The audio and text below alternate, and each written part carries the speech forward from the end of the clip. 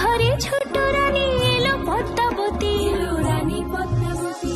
রাজার আরো 6টি রানীর ছিল না সন্তান, পদ্মাবতীর কোলালোতে মিলল সমাধান।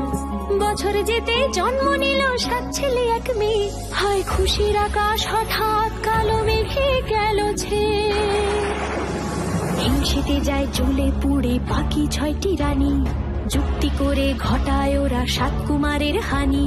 সুযোগ মতো 7 ছেলেকে মাটিতে দেয় পুঁতে, বাঁচে একা পারুল, ওরা পায় না তাকে ছুতে। ধাইমা বাঁচায় সেই মেয়েকে বড় করে তোলে, 7 ভাইকে পায় যে পারুল 7টি চাপা ফুলে।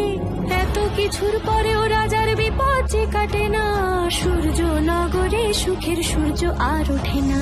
হিংসা বিবাদ বিচ্ছেদ আর প্রেমের কাহিনীতে পারুল বোন কি পারবে 7 ভাই চম্পাকে জাগাতে।